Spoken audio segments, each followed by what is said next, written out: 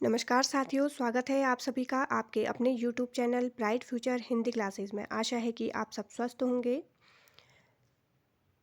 आज की वीडियो से पहले हम भक्ति काल का जो निर्गुण काव्य धारा था, उसके अंतर्गत संत काव्य और सूफी काव्य को पूरा कर चुके हैं। उससे संबंधित हमने वस्तुनिष्ठ प्रश्न भी देखे थे और हमने भक्ति काल का जो सगुण काव्य धारा है, उसमें कृष्ण काव्य को भी हमने पूरा कर लिया है। उसकी व्याख्या भी हो चुकी है और उससे संबंधित वस्तुनिष्ठ प्रश्न भी मैं लेकर आई थी।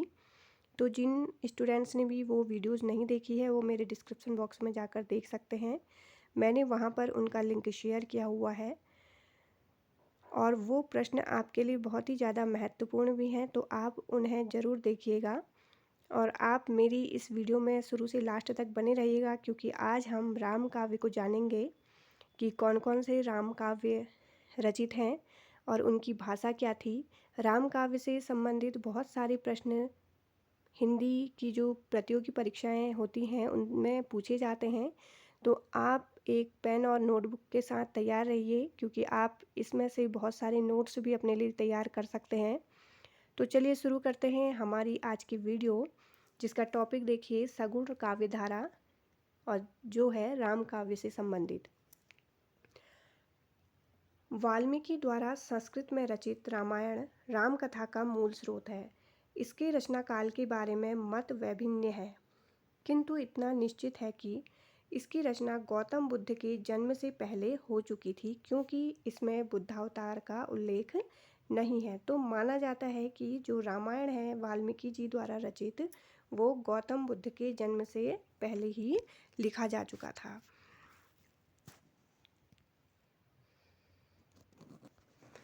वाल्मीकि रामायण की कथा महाभारत में भी विविध स्थलों जैसे आरण्यक पर्व, द्रोण पर्व एवं शांति पर्व में है। ऋषि मार्कंडेय ने युधिष्ठिर को रामोपाख्यान सुनाया था, जिसमें राम कथा का वर्णन किया गया है। कुछ संहिता ग्रंथों जैसे अगस्त संहिता, राघवी संहिता में और कुछ उपनिषदों जैसे राम रहस्योपनिषद, इसमें भी राम कथा का आख्यान है। इसके अतिरिक्त विष्णु पुराण, वायु पुराण, भागवत पुराण में राम कथा का कुछ अंश भी मिलता है।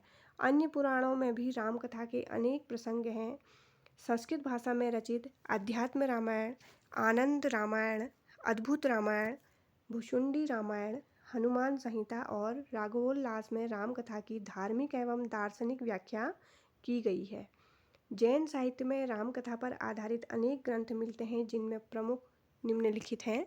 तो ये जो जैन साहित्य में लिखा हुआ राम कथा है, इसमें से भी बहुत सारे प्रश्न बनते हैं, तो आप इन रचनाओं और रचनाकारों को लिख सकते हैं। पहला है पौमचर्यम, तो ये लिखा है विमल सूरी ने। दूसरा है सियाचर्यम, ये भुवन तुंग सूरी का है। तीसरा है रामचर्यम, इसके भी रचयिता भुवन तुंग सूरी हैं। चौथा है उत्तर पुराण, इसके रचयिता गुणभद्र हैं। पांचवा है पौमचर्यु, स्वयंभू द्वारा रचित है, ये अभ्रंश भाषा में रचित है ये। और देखिए पौमचर्यम और पौमचर्यु, इसमें बहुत ज़्यादा कन्फ्यूजन होता है, तो आप ध्यान रखिएगा पौमचर्यम विमल सूरी की है और पौमचर्यु स्वयंभू की। छठा है महापुराण, ये है पुष्पदंत द्वारा रचित। दक्षिण के आलवार भक्तों में राम भक्ति पाई जाती है। आलवार भक्तों की संख्या 12 मानी जाती है, जिनमें से षटकोरप अथवा नकमालवार को राम की पादुका का अवतार माना जाता है। तो देखिए यहाँ पर ये इम्पोर्टेंट पॉइंट है आपके लिए कि आलवार भक्तों की संख्या कितनी मानी गई है, तो ये है 12 है। और राम की पादुका का अवतार किसे माना जाता है, तो ये षटकोरप अथवा नकमालवार को। इनके द्वारा रचित तिरुवाइमोली ग्रंथ में अनन्य राम भक्ति का वर्णन है। इनकी अन्य 3 प्रसिद्ध कृतियाँ देखिए, तिरुविरुतम, तिरुवर्गशरीयम तथा पेरिय तिरुवंदादि। 7वें आलवार भक्त चेरवंशी राजा कुलशेखर ने सीता हरण का प्रसंग सुनकर भावावेश में तुरंत ही लंका पर चढ़ाई करने की आज्ञा दे दी थी। इनके राम भक्ति परक सरस गीतों का संकलन पेरुमाल तिरुमोवी नामक रचना में है। राम भक्ति के संप्रदाय कौन कौन से प्रचलित थे? देखिए, पहला है श्री संप्रदाय।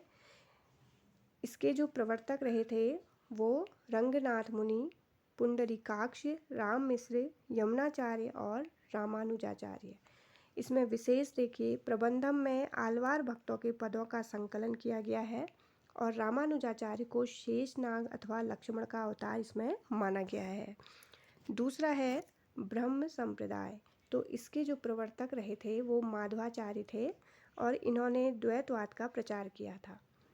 उत्तर भारत में राम भक्ति का प्रवर्तन आचार्य रामानुज की परंपरा में राघवानंद द्वारा हुआ था। तो उत्तर भारत में राम भक्ति का जो प्रवर्तन किया था वो राघवानंद जी ने। इन्हीं राघवानंद के शिष्य रामानंद थे। उन्होंने धनुष बाणधारी राम के लोक रक्षक स्वरूप की उपासना प्रारंभ कर हिंदू समाज की पराजित मनोवृत्ति का शमन किया और बलात् मुसलमान बनाए गए, जबरदस्ती जो मुसलमान बनाए गए हिंदुओं को राम तारक मंत्र देकर हिंदू धर्म में पुनः लौटने का मार्ग उन्होंने खोल दिया था। तो राम तारक मंत्र के रचनाकार कौन थे? रामानंद जी। भक्ति भावना को ऊंच नीच सबके लिए खोलकर उन्होंने भक्ति को बाह्य आडंबरों से मुक्त किया।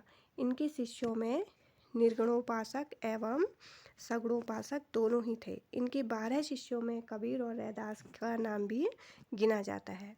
देखिए, प्रमुख राम भक्त कवि और उनकी कृतियाँ। पहला है रामानंद जी। इनका जन्म 1400 से 1470 ईस्वी तक माना जाता है। राम रक्षा स्रोत इनकी प्रमुख रचना है। दूसरा है अग्रदास। 16वीं शताब्दी इनका जन्म माना जाता है और इनकी जो प्रमुख रचनाएं हैं वो ध्यान मंजरी, अष्टयाम, राम भजन मंजरी, उपासना बावनी, पदावली, हितोपदेश भाषा। तीसरे हैं ईश्वरदास। इनका जन्म 1480 में और मृत्यु 1550 ईस्वी में। भरत मिलाप, अंगद पैज, सत्यवती कथा, ये इनकी प्रमुख रचनाएं हैं। चौथे नंबर के हैं गोस्वामी तुलसीदास।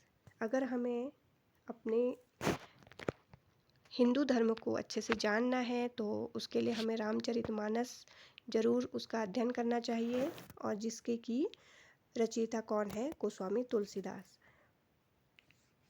इनका जन्म 1532 है और मृत्यु है 1623 ईस्वी। तो रामचरितमानस जिसकी रचना 1574 ईस्वी मानी गई है और ये सन एग्ज़ाम में पूछा जाता है कि रामचरितमानस की रचना का काल बताइए, तो 1574 ईस्वी।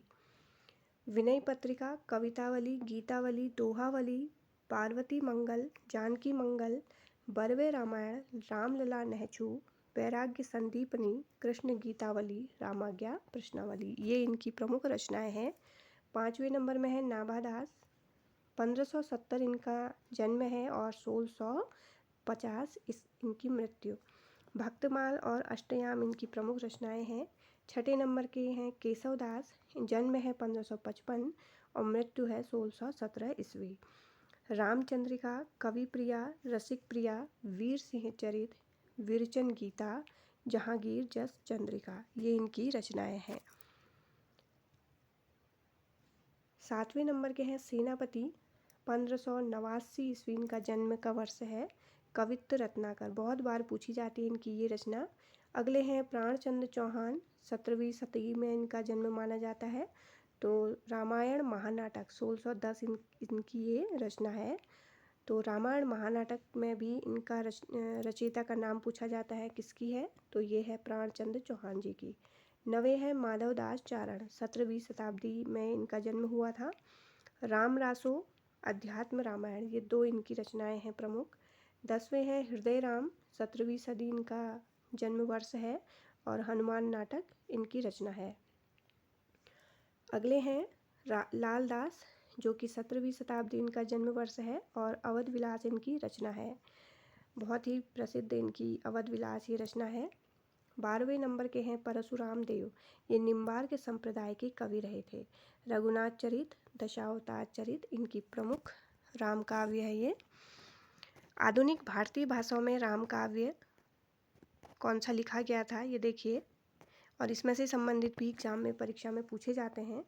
तो पहला है कृतवासी रामायण, जिसकी भाषा बंगला है और ये रचयिता हैं कृत्तिवास। दूसरे हैं कंब रामायण, इसकी रचना है तमिल भाषा में कंब रामायण लिखी गई है, रचयिता है कंब।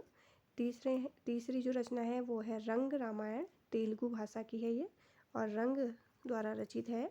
चौथे हैं भास्कर रामायण, ये तेलुगु भाषा में रचित है और भास्कर इसके रचयिता है। तो आप इनकी भाषाओं को भी नोट कर लीजिए क्योंकि भाषा से संबंधित भी एग्जाम में प्रश्न बनते हैं।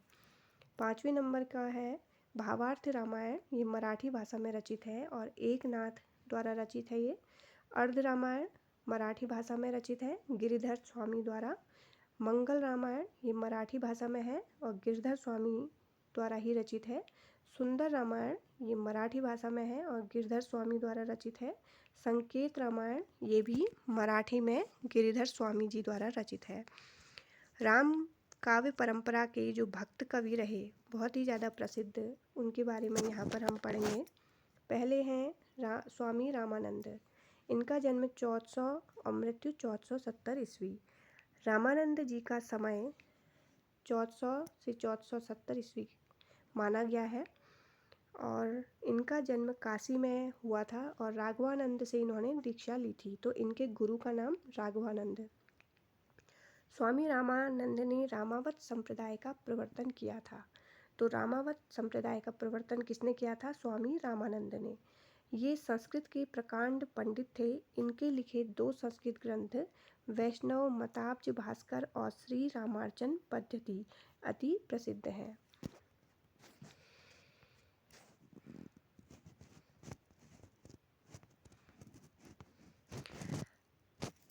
रामानंद जी तत्वतः रामानुजाचार्य के मतावलंबी थे। रामानंद जी ने विष्णु के अन्य रूपों में से एक रूप राम रूप को लोक के लिए कल्याणकारी समझकर छांट लिया था और अत्यंत उदारपूर्वक भक्ति मार्ग सर्वजन सुलभ बना दिया।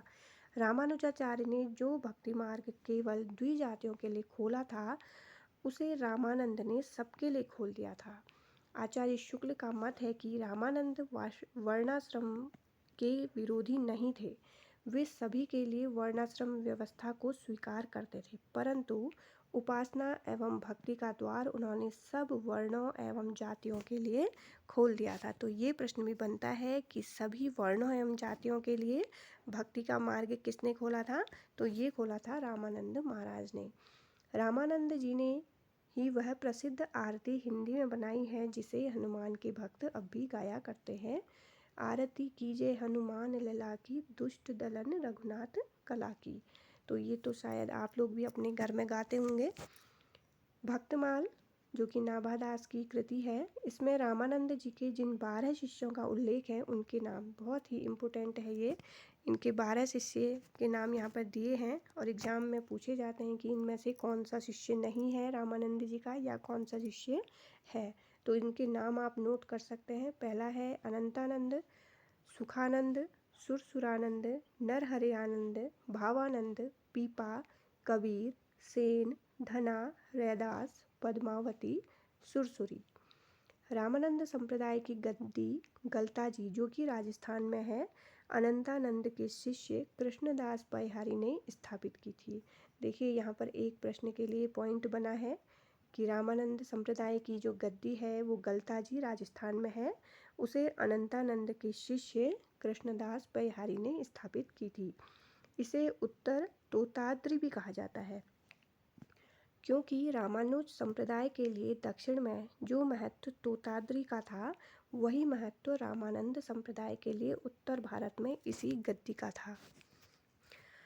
दूसरे जो राम के भक्त रहे वो थे गोस्वामी तुलसीदास।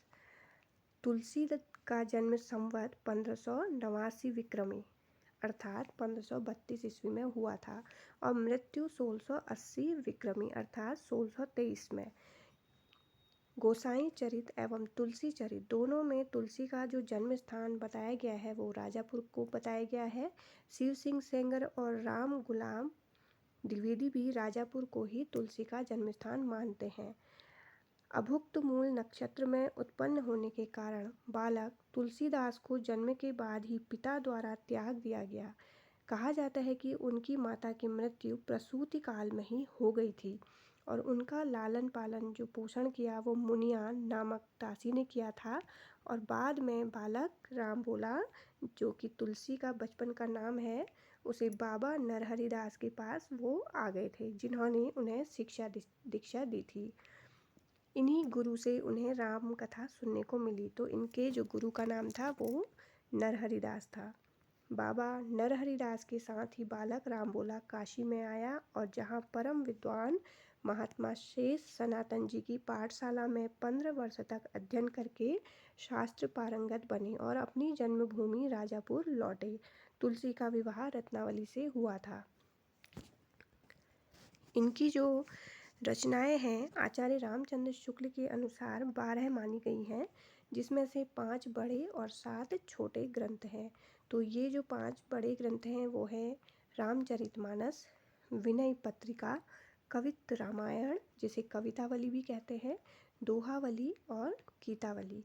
और छोटे ग्रंथों में देखिए रामलला नहचू, कृष्ण गीतावली, वैराग्य संदीपनी, रामाज्ञा प्रश्नावली, बरवे रामायण, पार्वती मंगल और जानकी मंगल।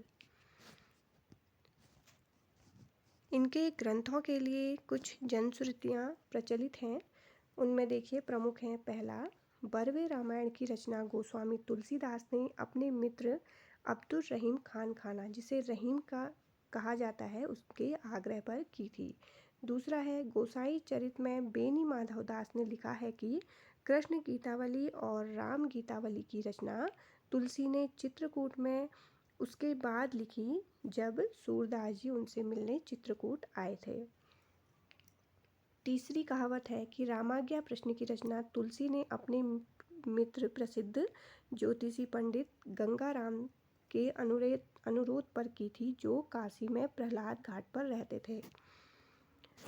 चौथा माना जाता है पॉइंट, कहा जाता है कि हनुमान बाहु की रचना तुलसी ने बाहु पीड़ा से मुक्ति पाने के लिए की थी। पांचवा है कि विनय पत्रिका नामक अर्जी की रचना तुलसी ने कली काल से मुक्ति पाने हेतु राम के दरबार में प्रस्तुत करने हेतु की। तो आप इन पांचों को नोट कर लीजिएगा, इनमें से भी प्रश्न बनते हैं। तुलसी की प्रमुख कृतियों का जो परिचय है वो यहाँ पर दिया है। पहला है रामचरितमानस। तुलसी की अक्षय कीर्ति का आधार उनके द्वारा रचित महाकाव्य रामचरितमानस है। रामचरितमानस की रचना का प्रारंभ अयोध्या में संवत 1631 विक्रमी, जिसका वर्ष देखिए 1574 ईस्वी है, उसमें हुआ। उसे 2 वर्ष 7 माह में समाप्त किया। तो रामचरितमानस को पूरा करने में कितना समय लगा? 2 वर्ष 7 माह का। इसका कुछ अंश विशेषतः किष्किंधा कांड काशी में रचा गया है। रामचरितमानस की रचना पूरी करने के बाद तुलसी काशी में रहने लगे थे और अनेक शास्त्राज्ञ विद्वानों से उनका शास्त्रार्थ हुआ था।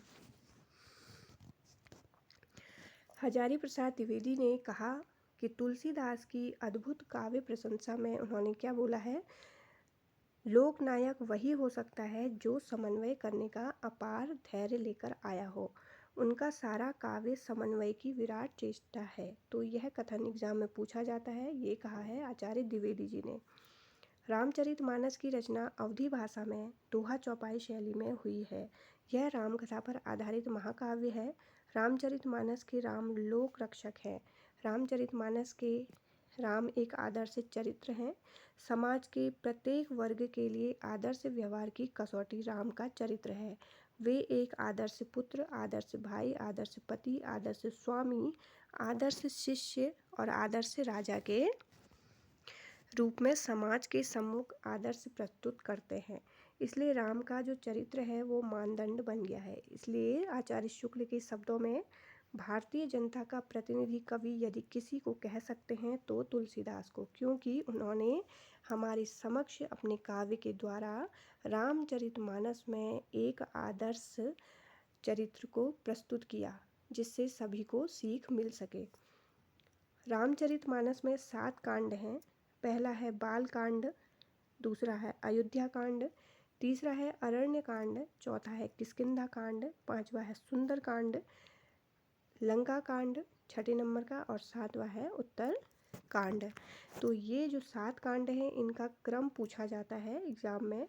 तो आप इसे इस तरह से भी याद कर सकते हैं कि बालक ने अयोध्या के अरण्य में कितने सुंदर लंबे चित्र उकेरे। तो अगर आप इस तरह से याद करेंगे तो आपको ये जो क्रम है एकदम याद हो जाएगा। मैं एक बार और दोहरा देती हूँ इसे, तो आप अपनी नोटबुक में लिख लीजिएगा। बालक ने अयोध्या के अरण्य में कितने सुंदर और लंबे चित्र उकेरे। तो उकेरे से आपका उत्तरकांड हो जाएगा।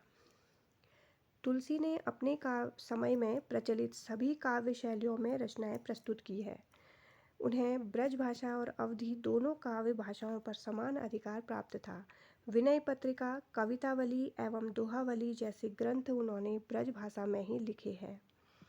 उनकी विविध रचनाओं में निम्न शैलियों का प्रयोग किया गया है, और ये शैलियाँ भी पूछी जाती हैं कि रामचरितमानस में कौन सी शैली का प्रयोग किया है। तो इसमें क्या है, दोहा चौपाई शैली का। दूसरा है विनय पत्रिका, इसमें इन्होंने गीति शैली अपनाई है। तीसरा है गीतावली, इसमें कवित्त सवैया शैली का प्रयोग है।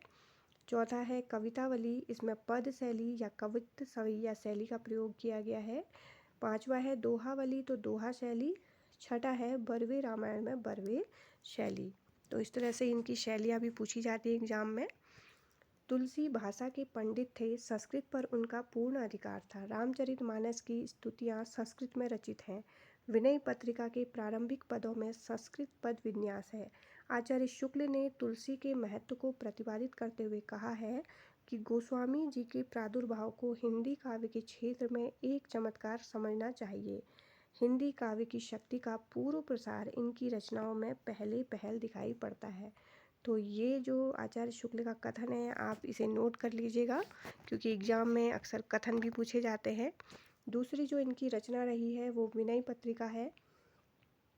क्योंकि तुलसीदास जी की रचनाओं से संबंधित बहुत सारे प्रश्न एग्ज़ाम में बनते हैं, तो मैं इस वीडियो में अधिकांश तुलसीदास की रचनाओं के बारे में ही व्याख्या लेकर आई हूँ।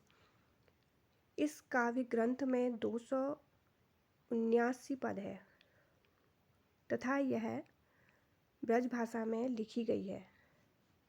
तुलसी के राम को जानने के लिए रामचरितमानस पढ़ना चाहिए और तुलसी को जानने के लिए विनय पत्रिका। तो विनय पत्रिका के द्वारा हमें तुलसी जी के जीवन के बारे में पता चलता है और रामचरितमानस के द्वारा हमें राम के पूरे जीवन चरित्र के बारे में मालूम होता है। भक्ति भावना की दृष्टि से यह ग्रंथ अद्वितीय है। विनय पत्रिका में तुलसीदास ने कलयुग से संतप्त होकर एक पत्रिका, जिसे अर्जी कहते हैं, वो राम के दरबार में भेजने के लिए लिखी और वे चाहते हैं कि माता सीता इसे राम के सम्मुख प्रस्तुत करें। यदि कृपालु राम ने मेरी प्रार्थना सुन ली तो बिगड़ी हुई बात भी बन जाएगी। तो इसमें अनुनय विनय की बात की है उन्होंने विनय पत्रिका में। विनय पत्रिका का निर्माण मुक्तक गेय पदों में हुआ, तथापि उसमें एक पत्र जैसी प्रबंधात्मकता भी विद्यमान है।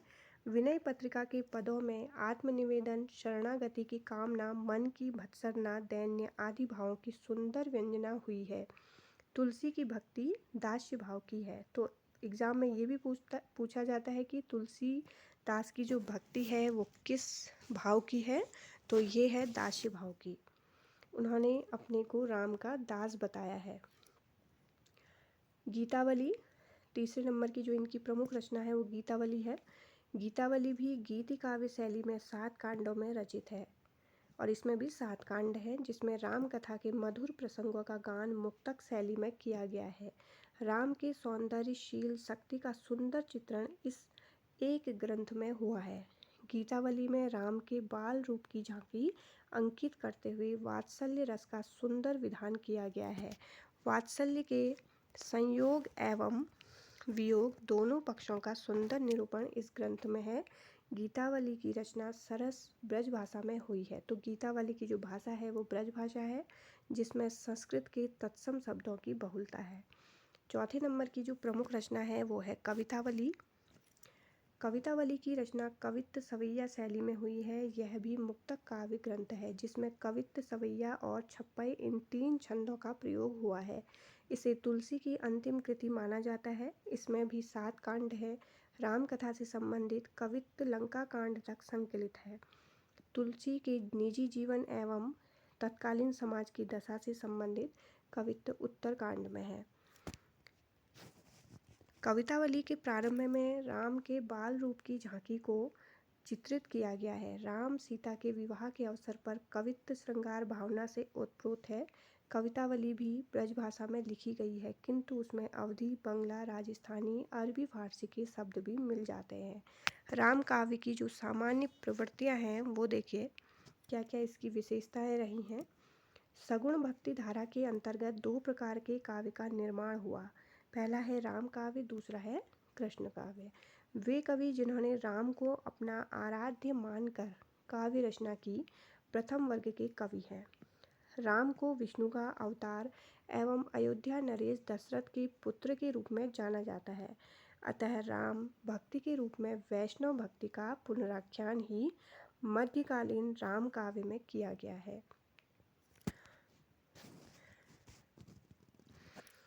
वैष्णव भक्ति का प्रचार प्रसार करने का श्रेय रामानुजाचार्य, रामानंद, निम्बकाचार्य, माधवाचार्य एवं श्री विष्णु स्वामी जैसे आचार्यों को जाता है।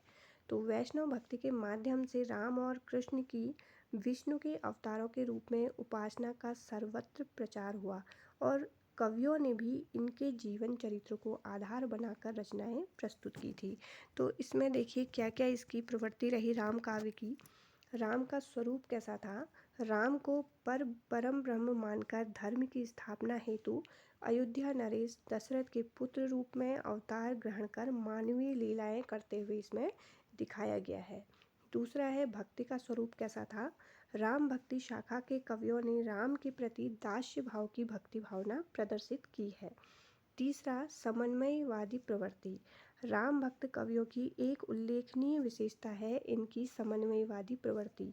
तुलसी के समय में समाज में अनेक प्रकार के विग्रह व्याप्त थे। धर्म, जाति, संप्रदाय, भाषा के नाम पर आए दिन संघर्ष होते रहते थे। अतः समन्वय तत्कालीन युग की आवश्यकता थी। तुलसी ने रामचरितमानस में हर दृष्टि से समन्वयवादी प्रवृत्ति को अपनाते हुए लोकनायक होने का इसमें परिचय दिया है। चौथी इसकी प्रवृत्ति काव्य स्वरूप। भक्ति काल के राम भक्त कवियों ने राम कथा को लेकर प्रायः प्रबंध काव्यों की रचना की है। प्रबंध काव्य का एक सबसे अच्छा जो उदाहरण है वो रामचरितमानस है, जो कि अवधी भाषा में लिखा गया है। राम काव्य की रचना मुक्तक काव्य के रूप में भी हुई है, परंतु ये मुक्तक रचनाएं प्रायः ब्रज भाषा में लिखी गई हैं, अवधी में नहीं। तुलसी ने विनय पत्रिका, कवितावली, गीतावली आदि जो रचनाएं हैं वो मुक्तक काव्यों की ही इनकी रचना है। पांचवी जो प्रवृत्ति है वो काव्य शैलियाँ कैसी थी? दोहा चौपाई, कवित्त सवैया, बरवे शैली और संवाद शैली इसमें प्रमुख रूप से प्रयोग में लाई गई थी। छठी है भाषा। हिंदी राम काव्य से पूर्व संस्कृत, प्राकृत, पाली एवं अपभ्रंश साहित्य में राम काव्य की रचना हुई। अवधी एवं ब्रज भाषा में भी राम काव्य लिखा गया है। सातवां है अलंकार क्या क्या प्रयोग में लाए गए थे? उपमा, रूपक, उत्प्रेक्षा, अनुप्रास, विभावना, प्रतीप और दृष्टांत। तो निष्कर्ष रूप में क्या कहा जा सकता है कि कृष्ण काव्य की तुलना में भक्तिकालीन जो राम काव्य है वो भले ही परिमाण की दृष्टि से न्यून हो, किंतु अपनी गरिमा एवं उदात्तता के कारण वह हिंदी काव्य में सर्वश्रेष्ठ है। भक्ति रस से सरोबार इन कवियों की वाणी ने जनता को आशा, उत्साह और स्फूर्ति का संदेश दिया। यही कारण है कि गोस्वामी तुलसीदास रचित रामचरितमानस आज राजा से लेकर रंक तक, विद्वान से लेकर मूर्ख तक सबके घरों में विराजमान रहा है। इन कवियों का प्रदेय हिंदी साहित्य की अमूल्य निधि है और इनकी उच्च कोटि की रचनाओं के कारण ही भक्तिकाल को हिंदी साहित्य का स्वर्ण युग माना गया है। तो ये आज हमारा राम काव्य से संबंधित व्याख्या पूरी हो चुकी है। तो कल की वीडियो में मैं राम काव्य से संबंधित वस्तुनिष्ठ प्रश्न लेकर आऊँगी। आप उस वीडियो में ज़रूर बने रहिएगा। चलिए तब तक जय हिंद, जय भारत।